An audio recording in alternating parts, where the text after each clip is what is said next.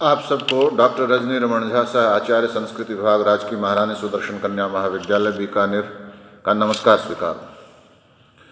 हमने मनुस्मृति में 104 कारिकाओं का अध्ययन कर लिया, जिसमें यह कहा गया था कि जंगल में जाकर जल के पास सभी नित्य कर्मों को करने के बाद सावित्री की उपासना करें। सावित्री मतलब गायत्री मंत्र का। और इंद्रियों को रोककर एकाग्र चित्त से नित्य विधि कर चुकने पर गायत्री करे। गायत्री का विधान बताया। अब हम इससे आगे चलते हैं। आगे कहते हैं वेदोपकरणे चैव स्वाध्याये चैव नैत्यके न ऐ की मात्रा त य संयोग छोटी की मात्रा के नैत्यके। अब ये ऐसे संयोग होते हैं जिसका उच्चारण करने में बड़ा जोर आता है। यह इसी तरह का है, त और त है दंत्य और यह है तालु, तो इनका संयोग बोलने में बड़ी कठिनाई आती है। नैत्य के और समझ में फिर भी सुनने वाले को बहुत ज़्यादा स्पष्ट नहीं होता। नैत्य के वेदोपकरणे चैव स्वाध्याये चैव नैत्य के नानुरोधोस्तनाध्याये होम मंत्रेषु चैव ही। कहते हैं वेदोपकरणे च एव नैत्यके स्वाध्याये च एव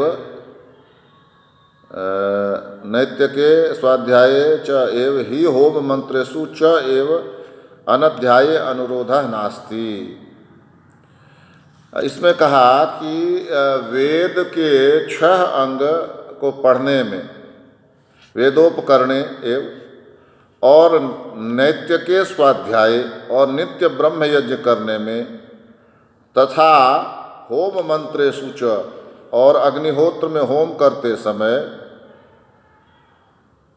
च एव अनध्याय अनुरोधा नास्ति। उस समय यदि वेद मंत्र पढ़ा जाए तो अनध्याय नहीं गिना जाता। अर्थात वेदांगों में नित्य के स्वाध्याय में और होम के मंत्रों में अनध्याय नहीं करना चाहिए। इसका अर्थ यह हुआ कि जैसे वेदांग हैं, वेदांग शिक्षा कल्प निरुक्त ज्योतिष व्याकरण और शिक्षा कल्प व्याकरण, शिक्षा कल्प निरुक्त ज्योतिष और छंद और व्याकरण 6 हो गए। तो ये 6 को वेदांग कहते हैं। तो इसको पढ़ने में और इसके बाद कहते हैं कि वेदोपकरणे नैत्य के स्वाध्याय, और जो नित्य आप स्वाध्याय करते हैं, स्वाध्याय नैत्य के स्वाध्याय च एव ही होम मंत्रेषु च, और घर में जो यज्ञ करते हैं या कहीं भी करते हैं उसमें जो हवन का मंत्र पढ़ते हैं चाहे, तो कहते हैं उसमें अनध्याय के विषय में क्या है, अनुरोध आग्रह नहीं है, तो उसको अनध्याय नहीं माना जा सकता। अनध्याय मतलब हुआ वेद न पढ़ना। तो कहा कि यदि आप मान लीजिए किसी दिन वेद न पढ़ पाए, ब्रह्मचारी को यह माना गया कि प्रतिदिन वेद का अध्ययन करे, स्वाध्याय करे।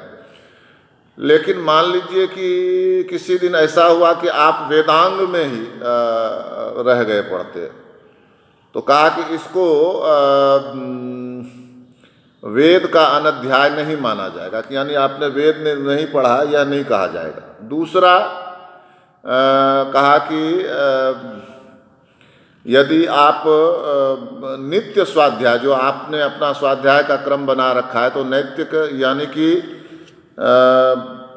जो नैत्य कर्म है जिसमें अग्निहोत्र आदि, जो घर पे अग्निहोत्र आदि किया जाता है, तो उसको नैत्य के कर्म, नित्य कर्म में यदि आप लगे हुए हैं तो उसको भी वेद का अनध्याय नहीं माना जाएगा। और आगे कहते हैं कि यदि कोई यज्ञ के मंत्र को पढ़ता है कहीं यज्ञ में गया हुआ यजमान बनकर है या पुरोहित बनकर है, जैसे भी है, तो वह उसमें भी जो मंत्र पढ़ रहा है वो यज्ञ का, तो वहाँ भी उसको वेद का अनध्याय नहीं माना जाएगा। यानी कि यही माना जाएगा, कुल मिलाकर इस कारिका का अर्थ है कि इन जैसे वेदांग का पाठ करे या स्वाध्याय करे, नैत्य के स्वाध्याय, मतलब अपना जो नैत्यक स्वाध्याय है, मतलब नित्य का स्वाध्याय है उसका वो, और हवन का मंत्र जब पढ़ता हो, तो इन सब कर्मों को के करते हुए मान लीजिए किसी कारणवश वह वेद का अध्ययन नहीं कर पाया किसी दिन, तो उसको वेद का अनध्याय नहीं माना जाएगा। यानी यही माना जाएगा कि वेद का अध्ययन किया है इसने।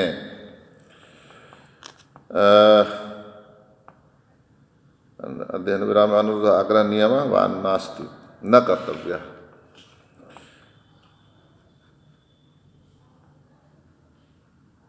अब यहाँ ये कहा है, अर्थात वेदांग नित्य के स्वाध्याय होम के मंत्रों में अनध्याय नहीं करना चाहिए। या एक अर्थ यह भी दे रहे हैं कि अगर भले ही आप ये कर रहे हों इस तरह का काम, लेकिन वेद का अनध्याय नहीं करना चाहिए। अनध्याये अनुरोधा नास्ति। हाँ, तो इसको फिर से समझ लेते हैं। यह कह रहे हैं कि अगर आपने वेदांग का अध्ययन किया हो, या आप नैतिक स्वाध्याय कर रहे हों, या यज्ञ के मंत्र पढ़ रहे हों, होम के मंत्र पढ़ रहे हों, तो यह नहीं मानना चाहिए कि आपने वेद का अध्ययन कर लिया। वेद का अनध्याय तब भी नहीं होना चाहिए। अनध्याये अनुरोधा नास्ति, अनध्याय का नियम नहीं है इसमें। आगे हो सकता है कि अनध्याय किसको किसको मानेंगे, तो वेद का अनध्याय नहीं है। वेदोपकरणे शिक्षा कल्प निरुक्तादि वेदांगे चैव नैत्य के नित्योद्भूते नित्य जाते व स्वाध्याये वेदाध्ययने च ब्रह्म यज्ञादो व होम मंत्रेषु हवनाथ निर्धारित मंत्रेषु अनध्याये अध्ययन विरामे अनुरोध आग्रह नियम हुआ। अध्ययन के विराम में अनुरोध आग्रह नियम व नास्ति न कर्तव्य। ये कह रहे हैं कि इन सब कर्मों को करते हुए निर्धारित अनध्याय अध्ययन का विराम जो है उसके विषय में अनुरोध यानी कि नियम या आग्रह नास्ति नहीं है, यानी कि नहीं करना चाहिए, यानी अनध्याय नहीं करना चाहिए, यानी वेद पढ़ना चाहिए। यह है इसका वास्तविक अर्थ। तो फिर अनध्याय शब्द का प्रयोग क्यों किया? फिर अनध्याय कहाँ कहाँ होगा? अनध्याय, अब अध्याय क्या हुआ? वेद का अध्ययन। और अनध्याय क्या हुआ? वेद का अध्ययन न करना।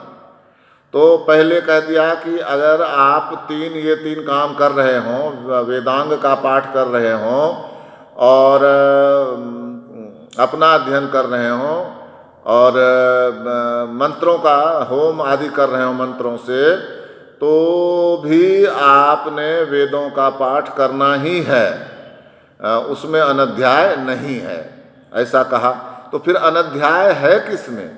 तो कहते हैं कि नैतिके नास्त्यनध्यायो ब्रह्मसूत्रम ही तत्स्मृतम ब्रह्माहुति हुतम पुण्यम अनध्याय वशटकृतम। क्या कहा? नैतिके अनध्याय नास्ति, नित्य कर्म में अनध्याय नहीं होता है, क्योंकि वह ब्रह्म यज्ञ कहा गया है। इसमें ब्रह्म वेदाध्ययन की ही हवन की आहुति है तथा अनध्याय ही पुण्य और वशटकार है। अथवा नित्य कर्म में अनध्याय नहीं माना जाता, क्योंकि वह ब्रह्म यज्ञ कहलाता है। पूर्व यज्ञ के अंत में उस यज्ञ की समाप्ति के लिए उच्चारण किया हुआ वशटकार उससे पीछे किए जाने वाले उत्तर होम का जैसा संधि रूप गिना जाता, वैसे ही पवित्र आहुति के समान वेदाध्ययन का स्वाध्याय रूपी होम भी दोनों अनध्याय का संधि रूप माना जाता है। तो यहाँ ये क्या कह रहे हैं कि नित्य किए जाने वाले वेदों के स्वाध्याय में अनध्याय नहीं होता है, क्योंकि वह ब्रह्म यज्ञ कहा गया है। इसको ऐसे समझें कि जो ब्रह्मचारी या कोई भी पुरुष है वह नित्य वेद का अध्ययन करता है, तो उसमें अनध्याय नहीं करना चाहिए, उसमें उस अध्ययन को बीच में नहीं छोड़ना चाहिए। क्यों? तो यह कहते हैं कि क्योंकि वह ब्रह्म यज्ञ कहा गया। जो वेद का अध्ययन है वह ब्रह्म यज्ञ कहा गया है। और इसी प्रकार वेद मंत्रों के द्वारा दी गई आहुति तथा अनध्याय में किया गया वह षटकार का उच्चारण भी पुण्य देने वाला होता है, न कि अनध्याय पुण्य कारक होता है। तो दूसरी बात क्या कही कि जो वेद मंत्रों के द्वारा आहुति दी जाती है